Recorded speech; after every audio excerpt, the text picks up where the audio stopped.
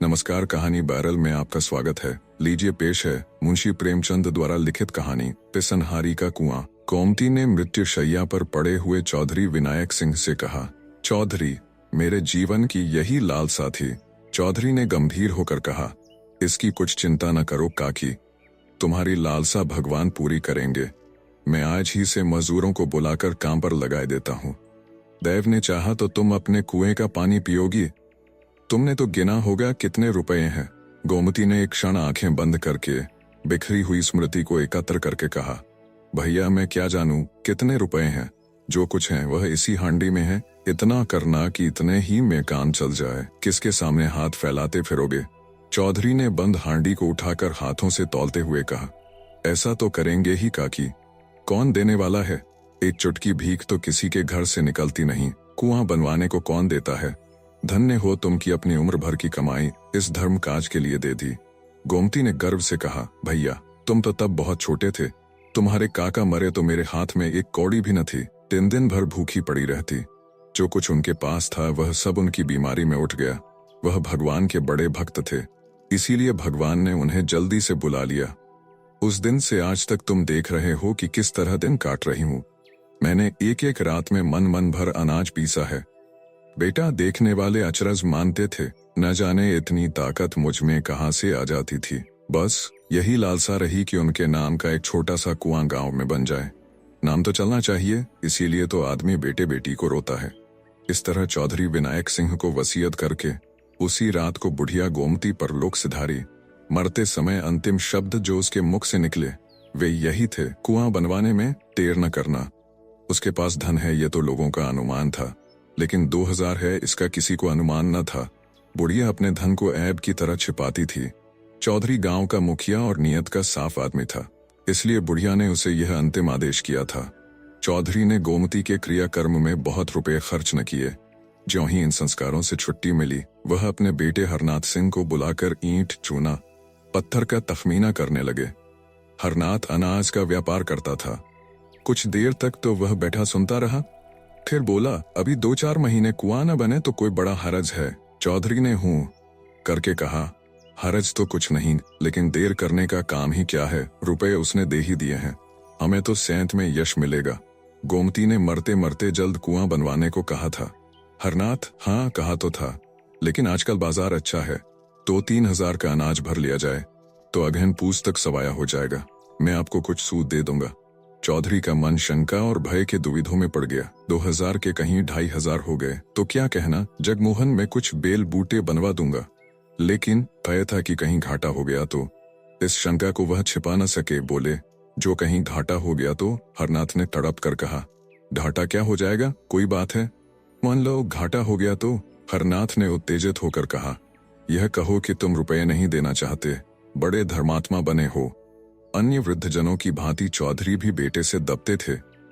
कातर स्वर में बोले, मैं यह कब कहता हूं कि रुपए न दूंगा, लेकिन पराया धन है, सोच समझ कर ही तो उसमें हाथ लगाना चाहिए।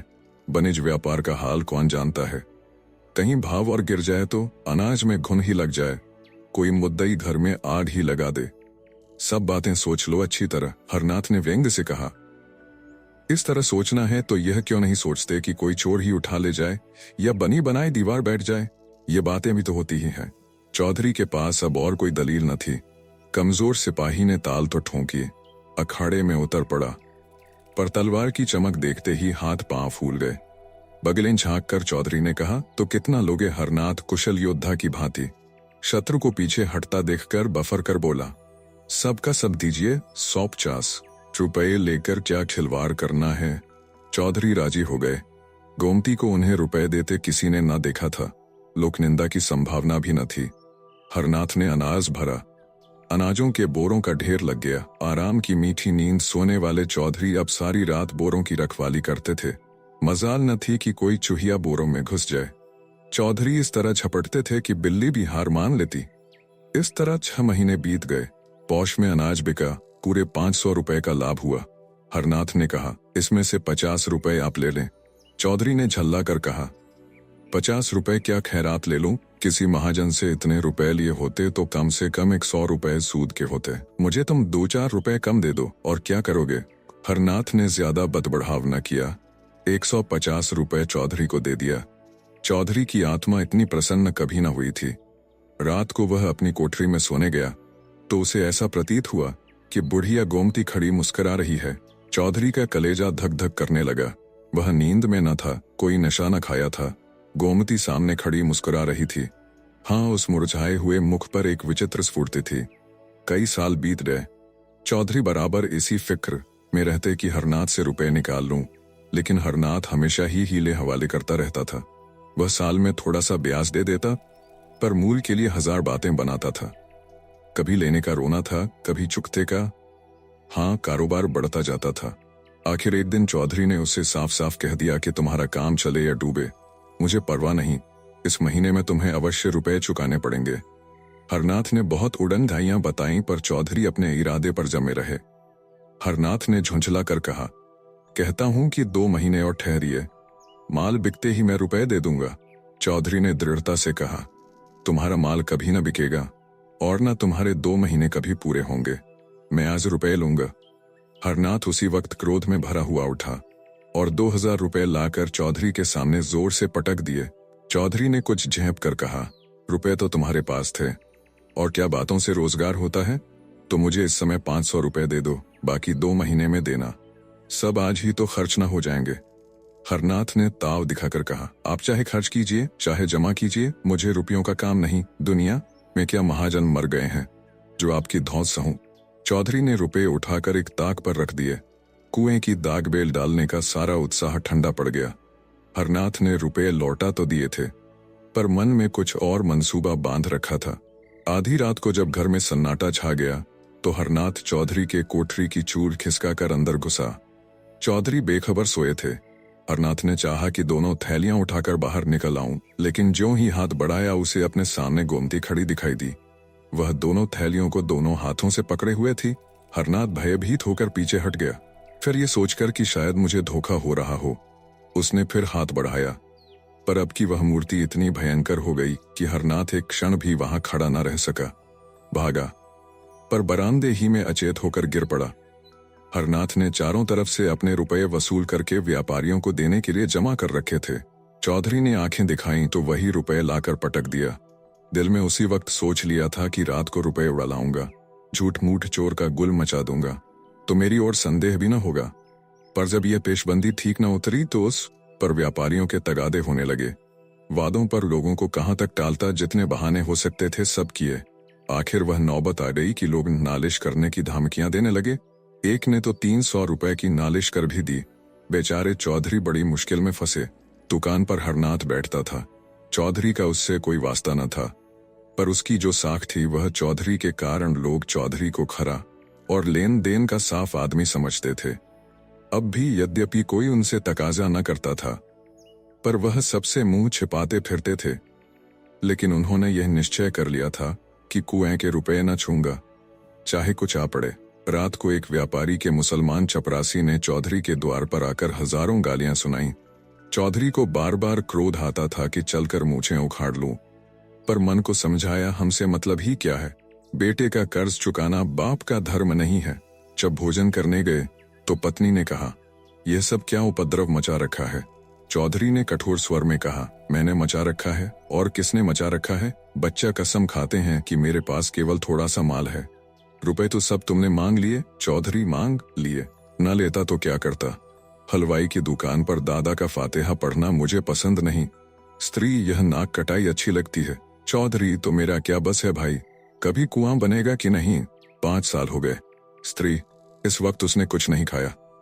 1 जून भी मुंह जूठा करके उठ गया था। चौधरी, तुमने समझाकर खिलाया नहीं, दाना पानी छोड़ देने से तो रुपए न मिलेंगे। स्त्री, तुम क्यों नहीं जाकर समझा देते? चौधरी, मुझे तो इस वक्त बैरी समझ रहा होगा।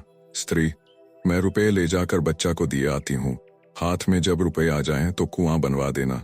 चौधरी, नहीं नहीं नहीं, ऐसा गजब न करना, मैं इतना बड़ा विश्वासघात न करूंगा, चाहे घर मिट्टी ही में मिल जाए।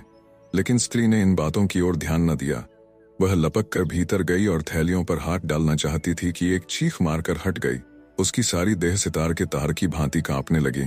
चौधरी ने घबरा कर पूछा, क्या हुआ? क्या तुम्हें चक्कर तो नहीं आ गया?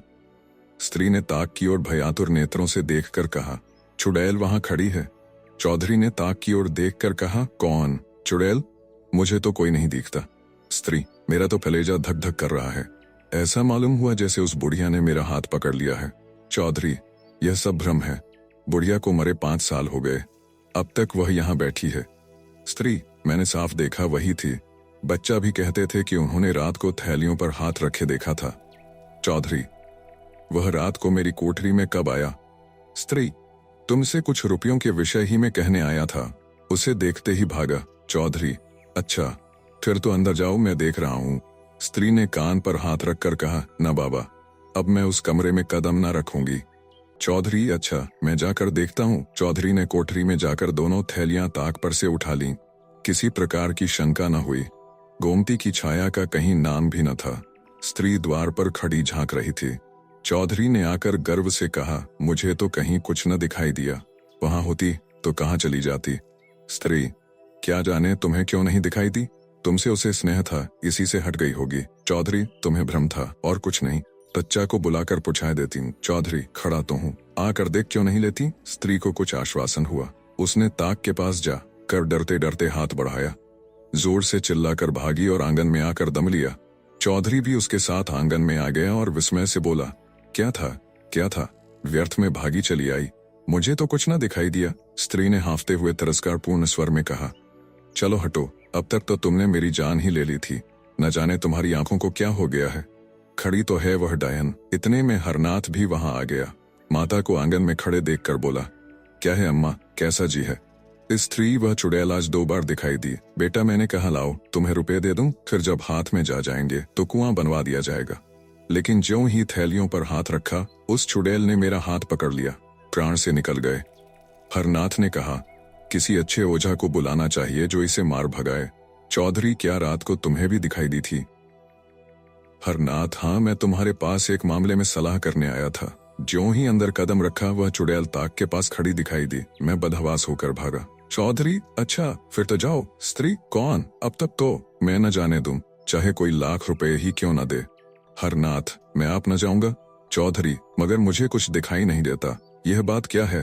हरनाथ, क्या जाने, आपसे डरती होगी। आज किसी ओझा को बुलाना चाहिए। चौधरी, कुछ समझ में नहीं आता, क्या माजरा है? क्या हुआ बैजू पांडे की डिग्री का? हरनाथ इन दिनों चौधरी से इतना जलता था कि अपनी दुकान के विषय की कोई बात उनसे न कहता था। आंगन की तरफ ताकता हुआ मानो हवा से बोला, जो होना होगा वह होगा, मेरी जान के सिवा और कोई क्या ले लेगा? जो खा गया हूँ वह तो उगल नहीं सकता। चौधरी, कहीं उसने डिग्री जारी कर दी तो? हरनाथ, तो क्या? दुकान में 400-500 का माल है, वह नीलाम हो जाएगा। चौधरी, कारोबार तो सब चौपट हो जाएगा। हरनाथ, अब कारोबार के नाम को कहाँ तक रोऊं? अगर पहले से मालूम होता कि कुआं बनवाने की इतनी जल्दी है तो यह काम छेड़ता ही क्यों? रोटी दाल तो पहले भी मिल जाती थी। बहुत होगा तो 4 महीने हवालात में रहना पड़ेगा, इसके सिवा और क्या हो सकता है? माता ने कहा, जो तुम्हें हवालात में ले जाए उसका मुंह झुलस दूं। हमारे चीटे जी, तुम हवालात में जाओगे। हरनाथ ने दार्शनिक बनकर कहा, माँ बाप जन्म के साथी होते हैं, किसी के कर्म के साथी नहीं होते। चौधरी को पुत्र से प्रगाढ़ प्रेम था। उन्हें शंका हो गई थी कि हरनाथ रुपए हजम करने के लिए टाल मटोल कर रहा है, इसलिए उन्होंने आग्रह करके रुपए वसूल कर लिए थे। अब उन्हें अनुभव हुआ कि हरनाथ के प्राण सचमुच संकट में है। सोचा, अगर लड़के को हवालात हो गई या दुकान पर कुर्की आ गई तो कुल मर्यादा धूल में मिल जाएगी। क्या हरज है अगर गोमती के रुपए दे दूं, आखिर दुकान चलती ही है, कभी न कभी तो रुपए हाथ में आ ही जाएंगे। एकाएक किसी ने बाहर से पुकारा, हरनाथ सिंह। हरनाथ के मुख पर हवाइयां उड़ने लगीं। चौधरी ने पूछा, कौन है? कुर्क अमीन। क्या दुकान कुर्क कराने आया है?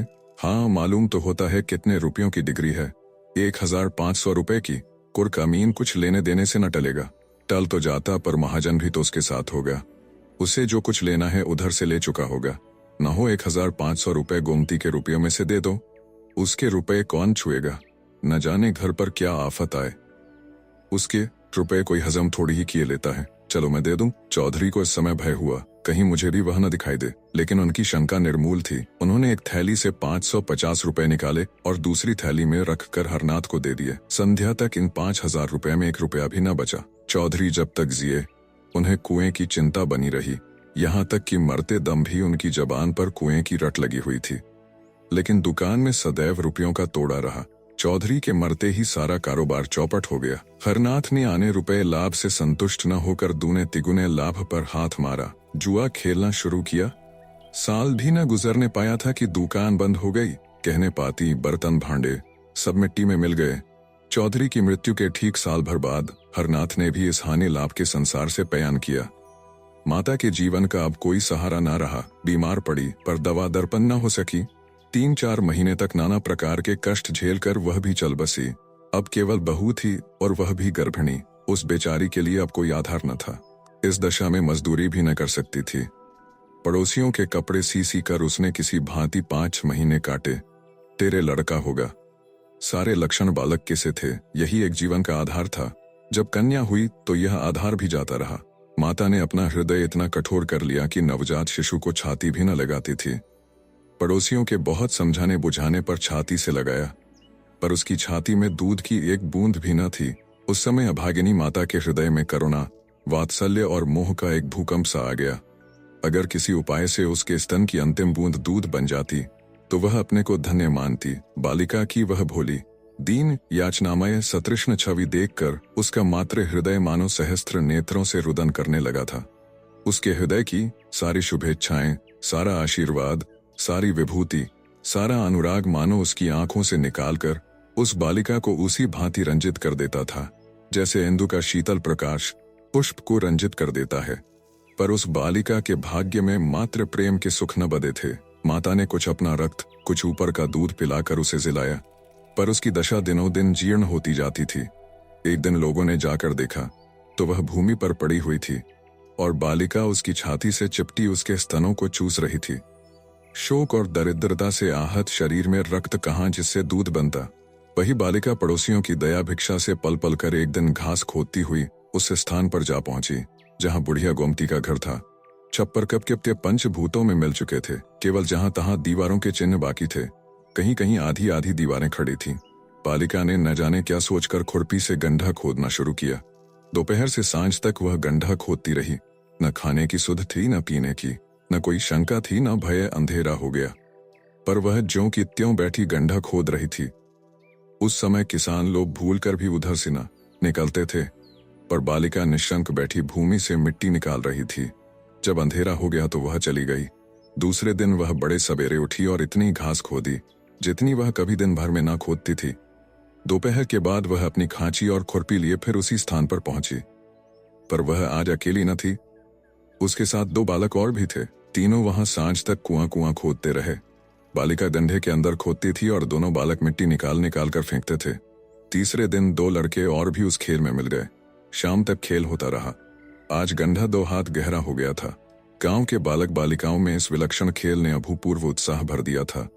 चौथे दिन और भी कई बालक आ मिले। सलाह हुई, कौन अंदर जाए, कौन मिट्टी उठाए, कौन झोआ खींचे। गड्ढा अब 4 हाथ गहरा हो गया था, पर अभी तक बालकों के सिवा और किसी को उसकी खबर न थी। एक दिन रात को एक किसान अपनी खोई हुई भैंस ढूंढता हुआ उस खंडहर में जा निकला। अंदर मिट्टी का ऊंचा ढेर, एक बड़ा सा गड्ढा और एक टिमटिमाता हुआ दीपक देखा तो डर कर भागा। औरों ने भी आकर देखा। कई आदमी थे, कोई शंका न थी। समीप जाकर देखा तो बालिका बैठी थी। एक आदमी ने पूछा, अरे क्या तूने ये गड्ढा खोदा है? बालिका ने कहा, हाँ, गड्ढा खोद कर क्या करेगी? यहाँ कुआं बनाऊंगी। कुआं कैसे बनाएगी? जैसे इतना खोदा है वैसे ही इतना और खोद लूंगी। गांव के सब लड़के खेलने आते हैं, मालूम होता है। तू अपनी जान देगी और अपने साथ और लड़कों को भी मारेगी। खबरदार, जो कल से गड्ढा खोदा।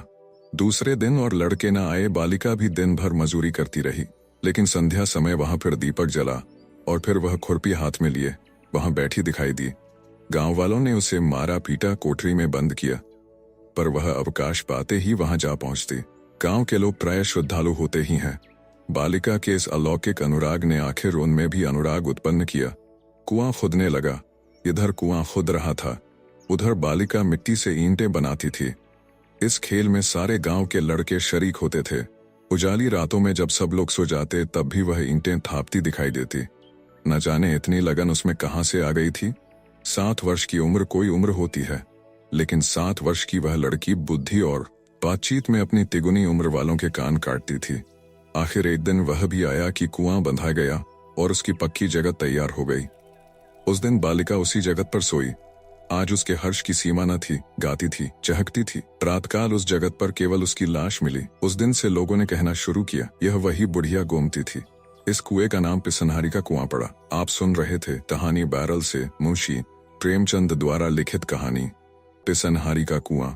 वीडियो पसंद आया तो इसे लाइक करिए और चैनल को भी सब्सक्राइब कीजिए। धन्यवाद।